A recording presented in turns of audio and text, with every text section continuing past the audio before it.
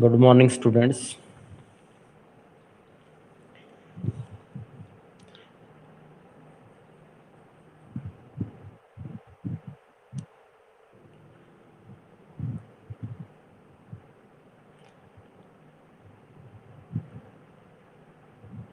आज हमारा टॉपिक रहेगा बेटा 172 पेज से। देखिए, हेडिंग है आपकी शासक और व्यापारी। जो रूलर और ट्रेडमैन होते थे उनके लिए है ये। तो विजयनगर साम्राज्य में किन किन चीज़ों का व्यापार होता था खास तौर पर, और शासक कैसे थे, उन पे चर्चा की जाएगी। देखिए बेटा, चूंकि इस काल में युद्ध कला प्रभावशाली अश्व सेना पर आधारित होती थी। हालांकि थोड़ा बहुत टॉपिक हमने करवाया था, लेकिन फिर कोई बात नहीं, इसको रिपीट करते हैं। युद्ध कला इस समय सबसे ज्यादा प्रभावशाली इसलिए हो जाती थी क्योंकि जिसके पास भी अश्व सेना होती थी, यानी घोड़ों की सेना जिसके पास मौजूद होती थी, वो युद्ध के मैदान में बाकी और शासकों की अपेक्षा ज्यादा प्रभावशाली साबित होता था, या वो ज्यादा जल्दी जीत पाता था। इसलिए प्रतिस्पर्धी राज्यों के लिए अरब और मध्य एशिया से घोड़ों का आयात बहुत महत्वपूर्ण था। अब ये जो अच्छी क्वालिटी के जो घोड़े थे जो सेना के अंदर इस्तेमाल होते थे, वो अरब प्रदेशों से लाए जाते थे और मध्य एशिया से लाए जाते थे। यह व्यापार आरंभिक चरणों में अरब व्यापारियों के द्वारा नियंत्रित था। यानी शुरू के अंदर क्या था कि ये अरब व्यापारी ही इस तरह का लेन देन करते थे, यानी घोड़ों को ला करके यहाँ बेचते होंगे।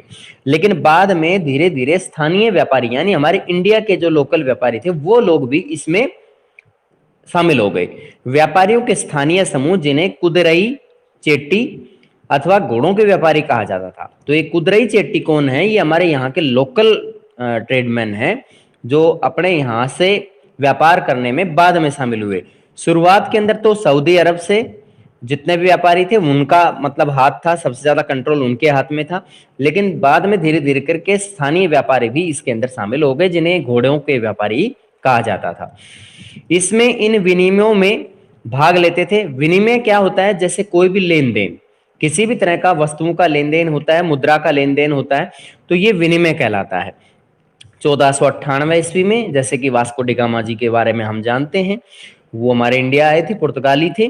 1498 ईस्वी से कुछ और लोग पटल पर उभर कर आए। पटल पर उभर कर आए यानी और लोग बाहर से हमारे इंडिया में इस तरह के व्यापार के मकसद से, दूसरे किसी कार्य से आए।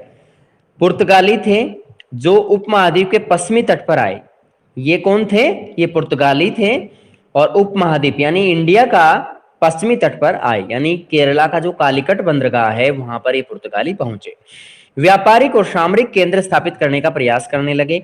यहाँ व्यापारिक केंद्र स्थापित किया इन्होंने व्यापार करने के मकसद से, और सामरिक केंद्र स्थापित किया गया ताकि उन्हें व्यापारिक केंद्र के रूप में किसी भी तरह की कोई दिक्कत ना आए, कोई चुनौती आए तो उनकी सेनाएं उस चीज को हैंडल कर सके। युद्ध की जरूरत पड़ती है स्थानीय शासकों से या फिर अन्य यूरोपीय ताकतों के साथ, तो वो आराम से उसको हैंडल कर सकें। इसलिए सामरिक केंद्र भी यहाँ पे स्थापित किए गए, यानी सैन्य अड्डे स्थापित किए गए।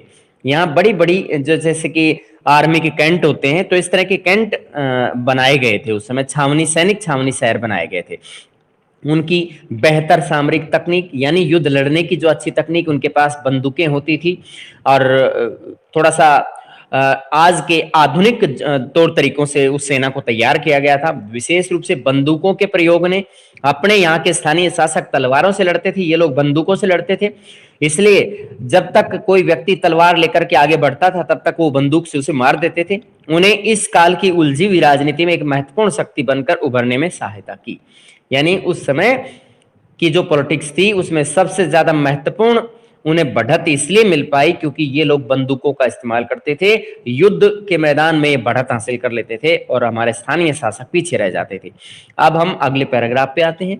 विजयनगर भी मसालों, वस्त्रों, रत्नों के अपने बाजारों के लिए प्रसिद्ध था। विजयनगर साम्राज्य मसाले निर्यात करता था, वस्त्र निर्यात करता था और रत्न निर्यात करता था। ऐसे शहरों के लिए व्यापार एक प्रतिष्ठा का मानक बन जाता था। यानी जो विजयनगर साम्राज्य के अंदर जितने भी शहर थे, वे सभी इस तरह के व्यापार के लिए जाने जाते थे। उनका मतलब बहुत ही मान सम्मान था। बाहर के क्षेत्रों में उनकी एक तरह से उनकी प्रतिष्ठा थी। यहाँ की समृद्ध जनता महंगी विदेशी वस्तुओं की मांग करती थी क्योंकि लोग गरीब नहीं थे।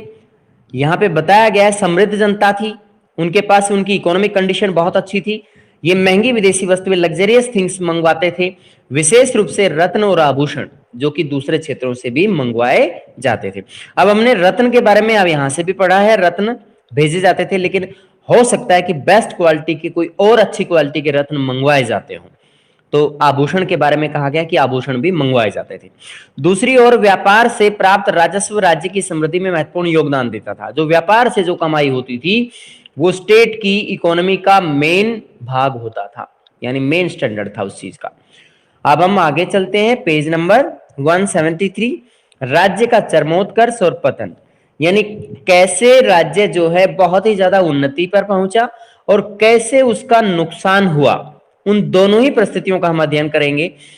यहां देखिए इसमें कुछ महत्वपूर्ण जानकारियां दी गई हैं, कब कब कौन कौन से युद्ध लड़े गए हैं, कृष्णदेव राय जी के शासन काल से संबंधित कुछ महत्वपूर्ण जानकारियां आपको इस पैराग्राफ के अंदर मिलेंगी। राजनीति में सत्ता के दावेदारों में शासकीय वंश के सदस्य तथा सैनिक कमांडर शामिल थे। यहां क्या कह रखा है कि राजनीति में जो सत्ता के लिए दावेदारी करते थे कि भी हमारी सत्ता होनी चाहिए, हमारा शासन होना चाहिए, तो शासकीय वंश के सदस्य जो शासक वंश के, जैसे मान लीजिए किसी का पिता शासक है या दादाजी शासन कर रहे हैं, तो उनके बच्चों को वो पूरी तरह से दावेदारी करते थे, और या फिर वो सैनिक कमांडर करते थे। सैनिक कमांडरों के हाथ में भी शासन कभी कभी चला जाता था। जो संगम वंश, पहले राजवंश जो संगम वंश कहलाता था, ने 1485 तक नियंत्रण रखा। यानी इस शासन की नींव आपने देखा है, इसकी नींव कब रखी गई थी बताओ बेटा? कृष्णदेव राय ने इसकी नींव रखी, हरिहर ने रखी, बुक्का राय ने रखी, या इनमें से किसी किन्हीं दो व्यक्तियों ने रखी बताओ? और कब रखी बताइए बेटा?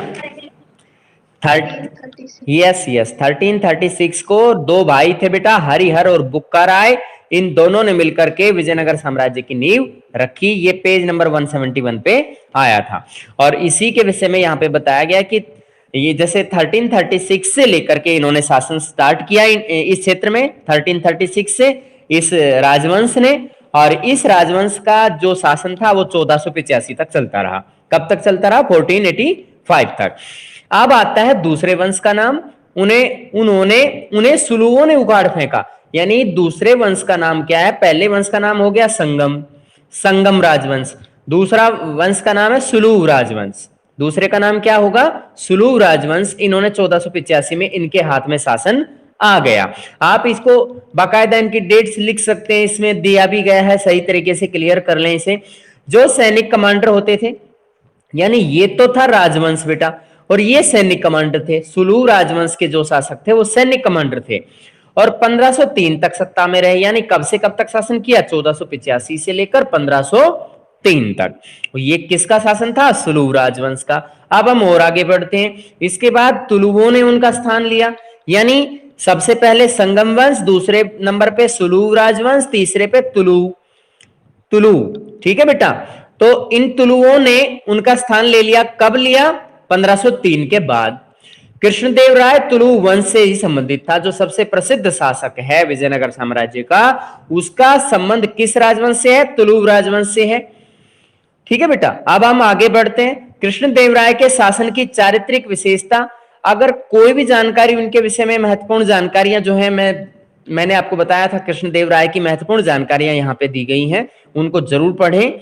कृष्णदेव राय के शासन की चारित्रिक विशेषताएं विस्तार और दृढ़ीकरण था। यानी उसके चरित्र की दो महत्वपूर्ण विशेषताएं यहाँ पे बताई गई हैं कि एक तो वह अपने साम्राज्य का विस्तार करता था, दूसरा अपनी सेनाओं को दृढ़ रखता था या अपने राज्य को दृढ़ अवस्था में रखता था, मजबूत अवस्था में रखता था।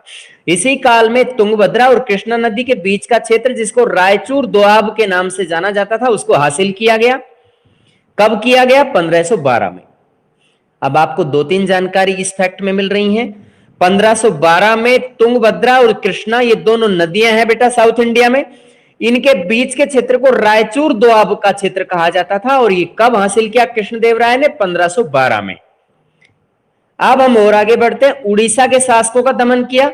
उड़ीसा में गजपति राजवंश शासन करते थे उड़ीसा में, उनको 1514 में उनका दमन कर दिया, उन्हें हरा दिया। ठीक है बेटा, उड़ीसा के शासकों को कब हराया गया? 1514 में।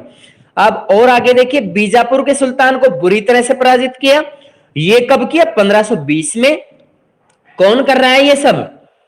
कृष्णदेव राय। कौन कर रहा है? कृष्णदेव राय। तो जब भी आप उसकी उपलब्धि लिखेंगे तो उसके बारे में ये जानकारी आपको डालना बहुत ज्यादा जरूरी है। इनके फैक्ट्स आपको याद करने ही पड़ेंगे बेटा। उसके बाद हालांकि राज्य हमेशा सामरिक रूप से तैयार रहता था। अगर कभी भी कोई चुनौती मिली, बाहर से कोई हमला होता है, अचानक से कोई हमला होता है, तो इनकी सेनाएं हमेशा तैयार रहती थी। लेकिन फिर भी ये अतुलनीय शांति और समृद्धि की स्थितियों में फला फूला।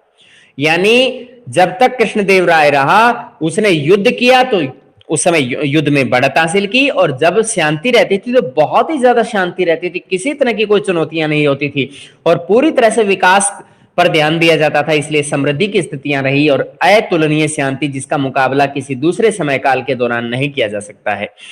कुछ बेहतरीन मंदिरों का निर्माण इस समय किया गया। कुछ कई महत्वपूर्ण दक्षिण भारतीय मंदिरों में भव्य गोपुरमों को जोड़ने का श्रेय कृष्णदेव राय को ही जाता है। अब याद रखिए, बहुत ही बेहतरीन गोपुरम उसने बनवाए, बहुत बेहतरीन मंदिर भी उसने बनवाए। कृष्णदेव राय का नाम इनके साथ में जोड़ा जाता है। उसने अपनी मां के नाम पर विजयनगर के समीप ही नगलपुरम नामक उपनगर की स्थापना भी की। यानी इनकी माताजी के नाम पर नगलपुरम उनका नाम होगा, तो उन्होंने इस तरीके से नगलपुरम नाम का एक उपनगर बसाया विजयनगर के समीप में। एक नया छोटा शहर बसाया जो इन्होंने अपनी माताजी के नाम पर रखा था। इसे याद कीजिए बेटा, क्योंकि ये और कोई शहर ऐसा नाम नहीं मिलेगा। विजयनगर के संदर्भ में सबसे विस्तृत विवरण कृष्णदेव राय या उसके तुरंत बाद के कालों से प्राप्त होते हैं। अगर हमें कोई भी जानकारी मिलती है विजयनगर साम्राज्य के बारे में, तो सबसे ज्यादा जानकारी विजयनगर साम्राज्य की कृष्णदेव राय से जुड़ी हुई है या फिर उसके बाद के शासनकाल की है। अब हम अगले पैराग्राफ पे आते हैं। कृष्णदेव राय के मृत्यु के पश्चात। सर। यस बेटा, बोलो। सर ये गोपुरम क्या होता है? बेटा गोपुरम होते हैं प्रवेश द्वार। ये गोपुरम मैं आपको एक एग्जांपल दे रहा हूं, इस पिछले ही पेज पे हमने पढ़ा था, ये भी एक गोपुरम है। ये प्रवेश द्वार है बेटा, एंट्री गेट है। इसके अंदर से आपको एक आगे मंदिर और दिख रहा है, तो वो मेन मंदिर है। वो यहां से थोड़ा दूर पड़ता है इसलिए छोटा दिख रहा है, वो मेन मंदिर है। और ये गोपुरम उसका एंट्री गेट है, उसका प्रवेश द्वार है। ठीक है बेटा। अब हम अगले पेज पे आते हैं। बोलो बेटा उषा। यस, क्या कह रहे हो? कौन सी डायनेस्टी बेटा? एक तो आपने संगम। यस यस, संगम सबसे पहली, दूसरे नंबर पर सुलू राजवंश और तीसरे पर तुलु राजवंश। तो जो भी मैंने जानकारी बाद में दी है कि ये जो जीत हासिल करी है कृष्णदेव राय से जुड़ा हुआ है, ये सब कुछ उसके नगलपुरम जलाशय यानी उसने उपनगर बनवाया है। और इसके अलावा विजयनगर साम्राज्य की ज्यादातर जानकारी कृष्णदेव राय से जुड़ी हुई है, तो तुलु राजवंश से बिलोंग करते हैं डेफिनेटली। ठीक है बेटा। सर बोलो। सर जी सेकंड पैराग्राफ है, एक दोबारा रिपीट कर दो। इसी का सेकंड पैराग्राफ बेटा? Yes sir. अच्छा, कृष्णदेव राय, ठीक है। कृष्णदेव राय के शासन की देखिए बेटा, चारित्रिक विशेषता विस्तार और दृढ़ीकरण था। यानी कृष्णदेव राय अपने राजवंश का, अपने राज्य का विस्तार करना चाहता था। उसने विस्तार किया भी और अपने शासन को उसने मजबूत अवस्था में रखा। उसके शासन में कभी भी उसका राज्य कमजोर नहीं रहा। उसने क्या करके दिखाया? तुंगभद्रा और कृष्णा नदी के जो बीच का क्षेत्र था रायचूर दोआब, उसको उसने जीत लिया था। कब जीता? 1512 में। फिर उड़ीसा के शासकों का दमन किया। उड़ीसा के शासक गजपति होते थे, गजपति राजवंश से बिलोंग करते थे, तो उनको भी 1514 में उसने हरा दिया। फिर बीजापुर के सुल्तान को उसने हरा दिया। ये एक मुस्लिम शासक हुआ करते थे। इनको कब हराया गया? 1520 में। हालांकि राज्य हमेशा सामरिक रूप से तैयार रहता था, अगर बाहर से कहीं से हमला होता है तो तुरंत एक्टिव रहते थे। इनकी सेनाएं हमेशा ही तैयार रहती थी, लेकिन फिर भी अतुलनीय शांति और समृद्धि की स्थितियों में फला फूला। यानी यहाँ पर बहुत ज्यादा विकास हुआ।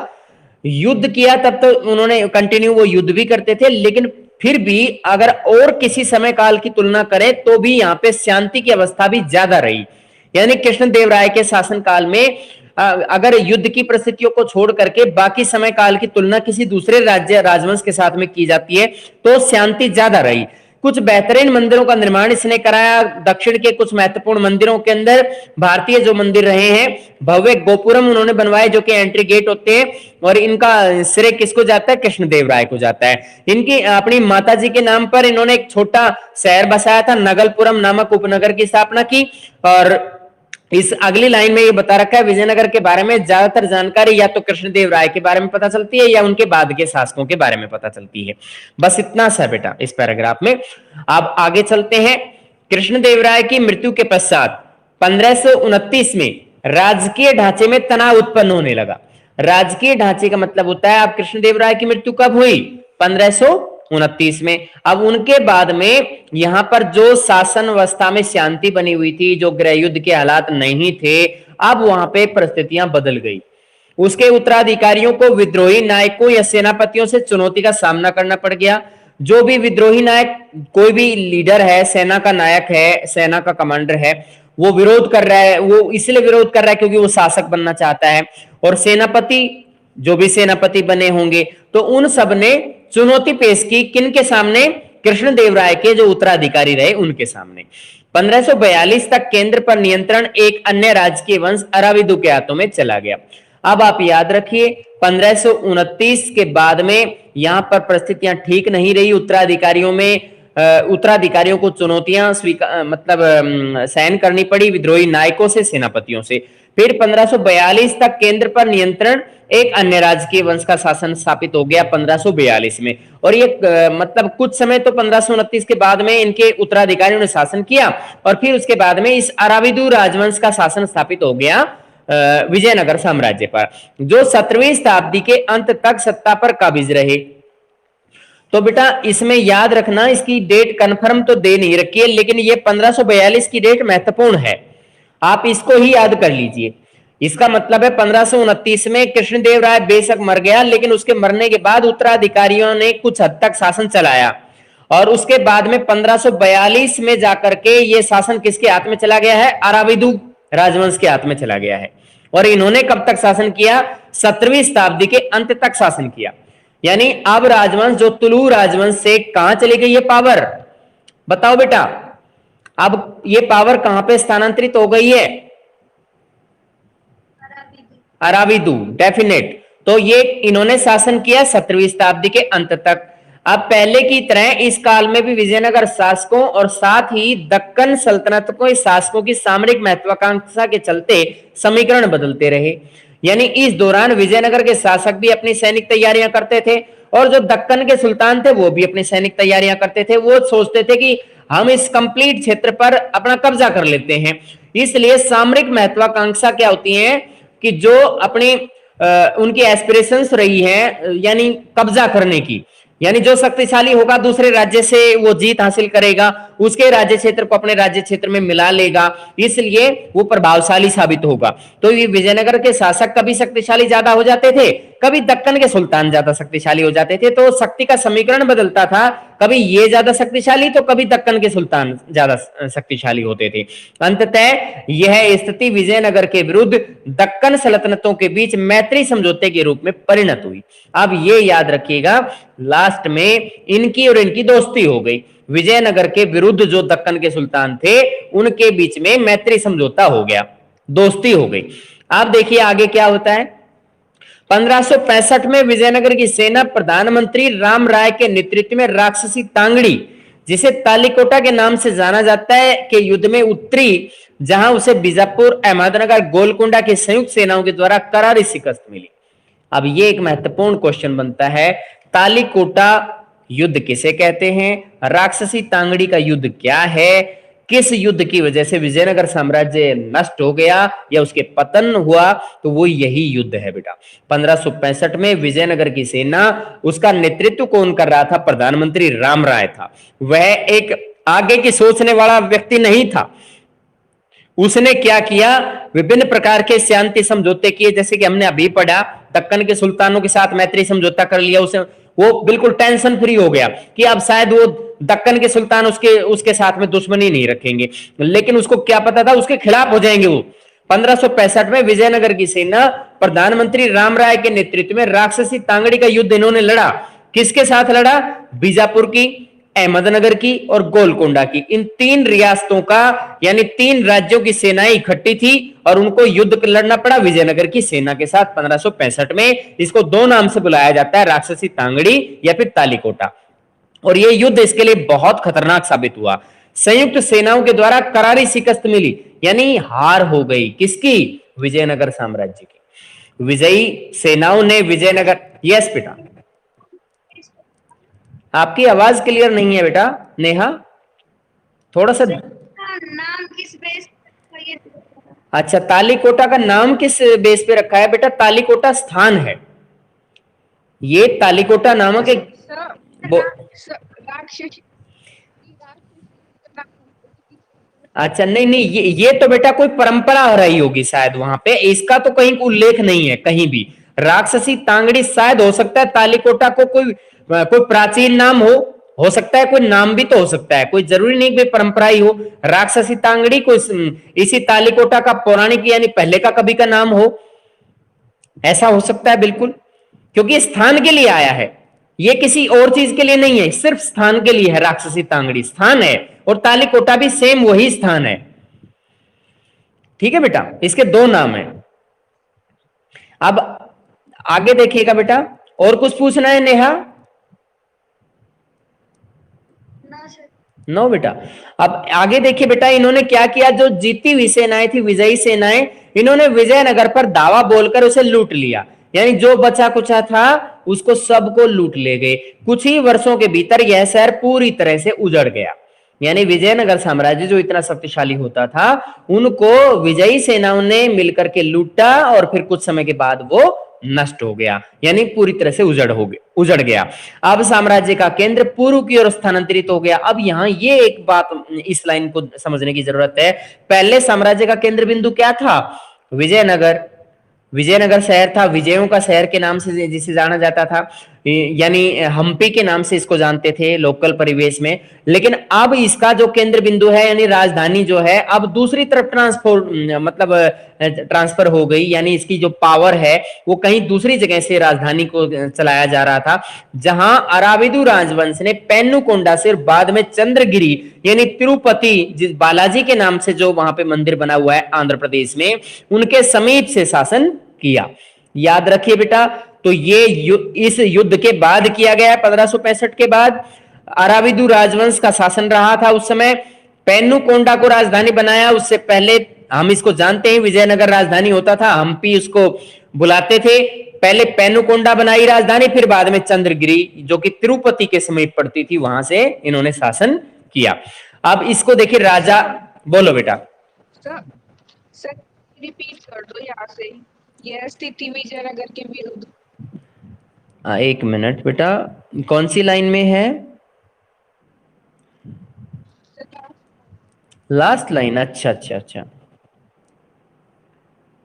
देखिए बेटा, विजयी सेनाओं ने, यहीं से है या और ऊपर से बता रहे हो?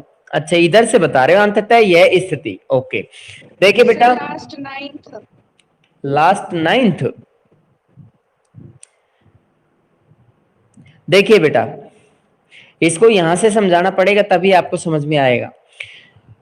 देखिए, अंततः यह स्थिति विजयनगर के विरुद्ध दक्कन सल्तनतों के बीच मैत्री समझौते के रूप में परिणत हुई। यानी पहले क्या था, इनका ये बहुत शक्तिशाली होते थे, बाद में इन्होंने दोस्ती की किसके साथ? दक्कन के सुल्तानों के साथ। दक्कन के सुल्तानों के साथ दोस्ती हो गई तो यहाँ का प्रधानमंत्री टेंशन फ्री हो गया। उसने 1565 में विजयनगर की जो सेना थी उसका प्रधानमंत्री रामराय को बनाया गया था। उसने क्या किया, राक्षसी तांगड़ी का युद्ध लड़ बैठा। और किसके साथ? इसको तालीकोटा के युद्ध के नाम से भी जानते हैं। ये 3 इकट्ठी सेनाएं थी अलग अलग राज्य की, बीजापुर की, अहमदनगर की और गोलकुंडा की। इन तीनों रियासतों के साथ इन्होंने लड़ाई लड़ी और उसमें ये हार गया, और इस हार का बहुत बुरा परिणाम साबित हुआ। जो जीती हुई सेनाएं थी उन्होंने विजयनगर साम्राज्य को पूरी तरह से लूट लिया और कुछ ही साल के भीतर ये पूरी तरह से उजड़ गया।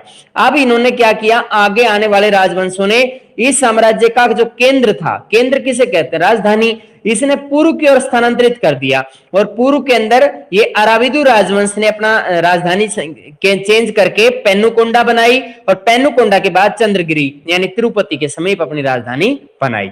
ये इतनी जानकारी यहाँ पे दी गई है। अब आगे देखिए बेटा राजा और व्यापारी के बारे में। विजयनगर के सबसे प्रसिद्ध शासक कृष्णदेवराय, जिनका शासनकाल 1509 से 29 तक चला। तो इसका शासनकाल की अवधि को याद कीजिए, यही सबसे महत्वपूर्ण शासक है और इसका शासनकाल याद होना चाहिए। तो नए शासनकाल के विषय में अमुक्त मलयद नामक तेलुगु भाषा में कृति लिखी। ये कौन है लेखक? इसका लेखक अमुक्त मलयद नामक जो तेलुगु भाषा में एक रिकॉर्ड है, रिटन एक बुक है, एक तरह से ग्रंथ मान लीजिए आप इसको। किसके विषय में है? शासन कला के विषय में। किसके विषय में? शासन कला के विषय में। और किसने लिखा? कृष्णदेव राय ने। इसका शासनकाल कब से कब तक रहा? 1509 से 29 के दौरान। किस भाषा में लिखी थी? तेलुगु भाषा में। अब व्यापारियों के विषय में उसने लिखा, इसमें व्यापारियों के बारे में भी जानकारी दी रखी है। क्या बता रहा है व्यापारियों के बारे में? एक राजा को अपने बंदरगाहों को सुधारना चाहिए। बंदरगाह क्या होते हैं? जो वाटर पोर्ट्स होती हैं, यानी जो पत्तन, समुद्री पत्तन जिन्हें कहा जाता है, जहां पे जहाज आकर के अपना माल उतारते हैं, चढ़ाते हैं। तो इस तरह से अपनी बंदरगाहों को सुधारना चाहिए। वाणिज्य को इस प्रकार प्रोत्साहित करना चाहिए कि घोड़ों, हाथियों, रत्नों, चंदन, मोती, अन्य वस्तुओं का खुले तौर पर आयात किया जा सके। यानी जो भी जरूरत की चीजें हैं, जो भी बेस्ट क्वालिटी की चीजें हैं, बाहर से मंगवाई जा सके, क्योंकि जो चीज अवेलेबल नहीं है तो उनको मंगवाया जा सकता है। तो उनका कहना यह था कि घोड़ों को, हाथियों को, रत्नों को, चंदन, मोती, इन सब वस्तुओं को बाहर से मंगवाया जा सके। इस तरह के प्रबंध करने चाहिए शासकों को। उसे प्रबंध करना चाहिए कि उन विदेशी नाविकों जिन्हें तूफानों, बीमारी, थकान के कारण उनके देश में उतरना पड़ता है। तो यहाँ पे क्या बता रखा है कि उसे प्रबंध करना चाहिए। किसे प्रबंध करना चाहिए? उस राजा को। उस राजा को प्रबंध करना चाहिए कि जो विदेशी नाविक आते हैं व्यापार करने के लिए, तो उन्हें तूफानों, बीमार हो जाते हैं, तूफान में फंस जाते हैं, थकान हो जाती है, तो उनके देश में उन्हें उतरना पड़ता है। हो सकता है कि मान लीजिए वो व्यापार हमारे देश से नहीं करते हों और वो मान लीजिए ऑस्ट्रेलिया जा रहे हैं, यूरोप से आए हैं, ऑस्ट्रेलिया जा रहे हैं, तो मान लीजिए तूफान आ गया तो वो इंडिया के कोस्टल एरिया पे आ गए, तो उन्हें उनका सम्मान करना चाहिए कि भली भांति देखभाल की जा सके, उनको प्रॉपर तरीके से देखभाल करें। सुदूर देश के व्यापारियों जो कि हाथियों, अच्छे घोड़ों का आयात करते हैं, को रोज बैठक में बुलाकर तोहफे देकर के उचित मुनाफे की स्वीकृति देकर अपने साथ संबद्ध करना चाहिए। कि जो बहुत दूर दराज के जो व्यापारी हैं, जो हाथियों का व्यापार करते हैं, अच्छे घोड़ों का मतलब जो लेके आते हैं वहां से, तो उन्हें अपने रोजाना की बैठक के अंदर बुला करके, मीटिंग के अंदर बुला करके उनको तोहफा देना चाहिए, उनको मुनाफे की गारंटी देनी चाहिए और इस तरह से उनको अपने साथ में जोड़ लेना चाहिए। ऐसा करने पर ये वस्तुएं कभी भी तुम्हारे दुश्मनों तक नहीं पहुंचेंगी। उसकी पॉलिसी थी कि उसके दुश्मनों तक अगर घोड़े नहीं पहुंचेंगे, हाथी नहीं पहुंचेंगे और बेस्ट क्वालिटी के रत्न वगैरह, आभूषण वगैरह कुछ भी नहीं पहुंचेगा, तो वो लोग गरीब ही बने रहेंगे। उनके जो दुश्मन शासक हैं वो गरीब बने रहेंगे और वो ये सारा जो कीमती सामान है, कीमती जो माल है, वो उन्हीं के पास आता रहेगा और उनका खुद का राज्य ही शक्तिशाली बनेगा। आपके विचार में राजा व्यापार को प्रोत्साहित करने का इच्छुक क्यों था? इन विनिमय से किन समूह को लाभ पहुंचा होगा? अब यहाँ पे ये ध्यान रखने की बात है कि राजा जो है व्यापार को प्रोत्साहित करने के लिए इसलिए इच्छुक था क्योंकि अपने राज्य को शक्तिशाली बना के देखना चाहता था, अपने पड़ोसी शासकों के मुकाबले ज्यादा विकास करना चाहता था और अपने देश को इंडिपेंडेंट बनाना चाहता था। और यहाँ पर लाभ किसको मिला होगा? व्यापारियों को, स्पेशल व्यापारियों को जो विदेश व्यापार करते होंगे, तो उन लोगों के लिए बड़ा ही अनुकूल माहौल यहाँ पे रहा होगा। और खासतौर पे घोड़े और हाथी, चंदन और रत्न, इनके जो व्यापारी रहे होंगे उनको खासतौर पे इससे बेनिफिट मिला होगा। अब आप एक बार इस मैप को देख लीजिए बेटा, ये इसके महत्वपूर्ण शहर रहे हैं। देखिए इन पर जो युद्ध किया है वो गोलकुंडा ये है बेटा, और बीजापुर ये है, और गुलबर्गा ये स्थान है, बीदर ये ऊपर है। तो इन सब ने मिलकर के और यहाँ विजयनगर साम्राज्य पर हमला कर दिया था। कहाँ कर दिया था? विजयनगर साम्राज्य पर। और बेटा इसके अंदर और देखिए साउथ इंडिया में ये इसका विस्तार हम बस यहाँ तक मान सकते हैं, ज्यादा बड़ा विजयनगर साम्राज्य नहीं रहा है। ये साउथ इंडिया के जो और क्षेत्र बच गए वो दक्कन के सुल्तानों के जिम्मे होते थे, यानी दक्कन के सुल्तान यहाँ पे शासन करते थे। यहाँ कौन कौन से शहर ज्यादा फेमस हैं आप देख सकते हैं।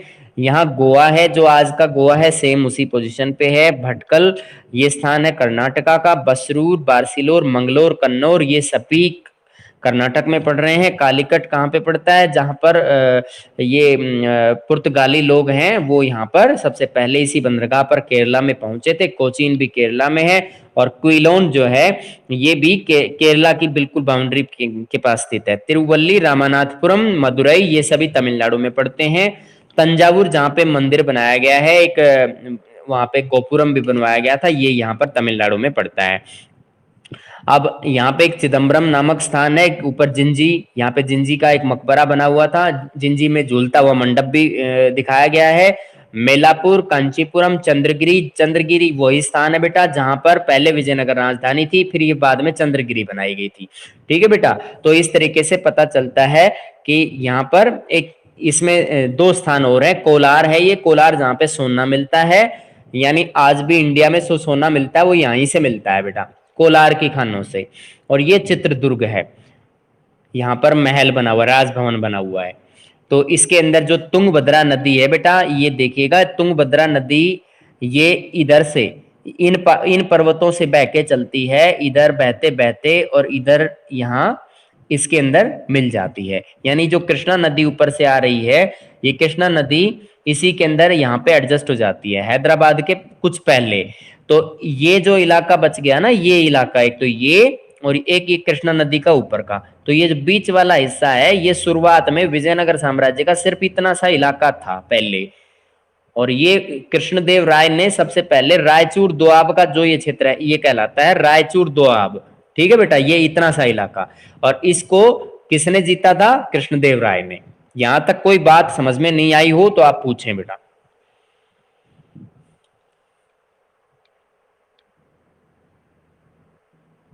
किसी तरह की कोई क्वेरी हो, मैं आपके एक बार ये मैसेज देखता हूं, किसी बच्चे को प्रॉब्लम है तो।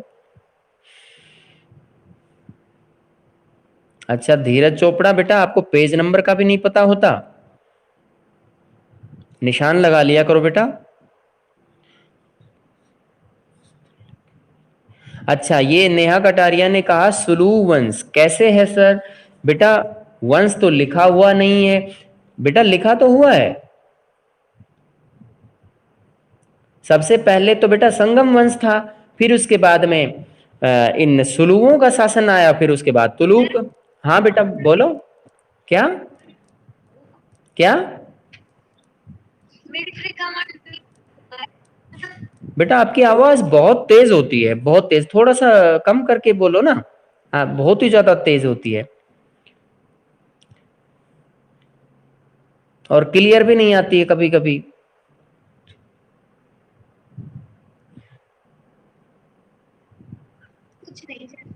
अच्छा हाँ, अब ठीक आ रही है आवाज आपकी। अच्छा उषा बेटा, आप ये मिलिट्री है वो में भी, तो किसके लिए, किस शब्द के लिए कह रहे हैं आप? ये बेटा राजवंश है, सुलू तुलु ये राजवंश हैं।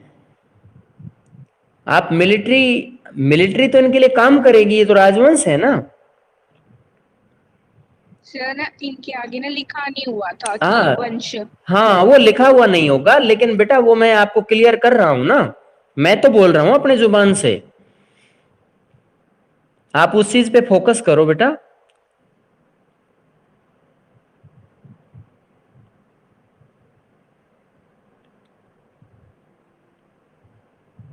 सबसे पहले संगम, उसके बाद सुलू और लास्ट में तुलु। और कृष्णदेव राय का जो शासन रहा है वो सिर्फ और सिर्फ तुलु राजवंश, और यही इसी के शासक ज्यादा फेमस रहे हैं।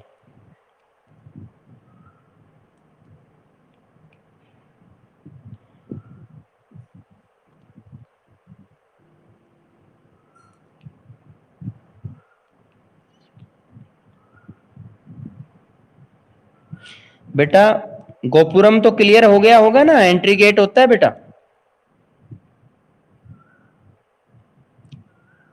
आराविदु बेटा मैंने बताया था आपको कि ये कृष्णदेव राय की मृत्यु के बाद जो शासन की बागडोर आई थी, वो कुछ समय के लिए तो उसके उत्तराधिकारियों ने काम चलाया, तुलु राजवंश के उत्तराधिकारियों ने, लेकिन उसके बाद ये चली गई अराविदु राजवंश के हाथ में।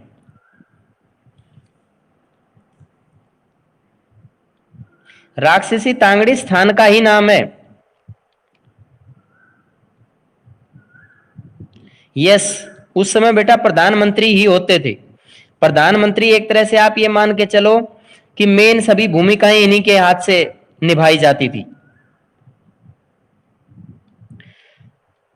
ये आपने नेहा कटारिया ने पूछा, विजयनगर में बीजापुर, अहमदनगर, गोलकोंडा ये लोग जीत गए, फिर बाद में अराविदु ने कैपिटल शिफ्ट कैसे की? देखो बेटा, आप इसमें ध्यान दीजिएगा, आप बिल्कुल क्वेश्चन आपका सही है कि विजयनगर के बीजापुर, अहमदनगर, गोलकोंडा वो जीत गए थे। जीतने के बाद उन्होंने विजयनगर साम्राज्य को लूट लिया।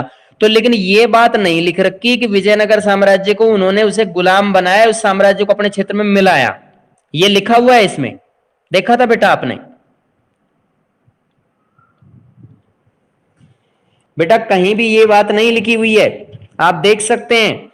1565 में विजयनगर की सेनाएं, जैसे कि यहाँ पर राक्षसी तांगड़ी का युद्ध हुआ, ये सेनाएं जीत गई हैं। जीतने के बाद विजयनगर शहर पर धावा बोलने की वाली बात बता रखी है। कुछ ही साल के भीतर शहर उजड़ गया, लेकिन उसके बाद में अराविदु राजवंश ने, यानी राजवंश चेंज नहीं हुआ है, राजवंश वही है। इसका मतलब उन्होंने इस पे कब्जा नहीं किया होगा, बस इसको लूट करके छोड़ दिया होगा। ठीक है बेटा, आपका क्वेश्चन बिल्कुल सही है। यहां तक कोई दिक्कत हो तो बताओ बेटा। ये झूलता हुआ मंडप बेटा जिंजी का है, और इसमें देवता और देवियों की मूर्तियों को झूला झुलाया जाता था, उनकी शादियां कराई जाती थी मूर्तियों की, तो उसके विषय में है।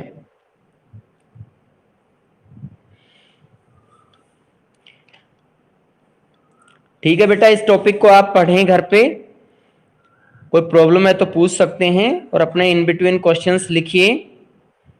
इनमें बेटा बहुत फैक्ट बनते हैं, छोटे छोटे बहुत ज्यादा क्वेश्चन बन रहे हैं, आप इनको अच्छे से पढ़िए।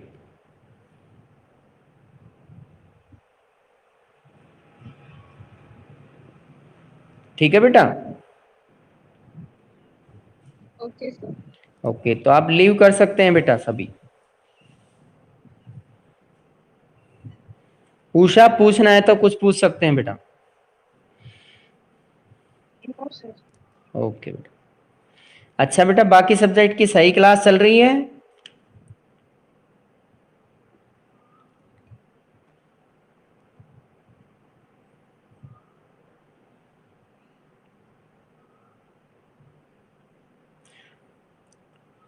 Lalit, Dheeraj Chopra, you can leave also.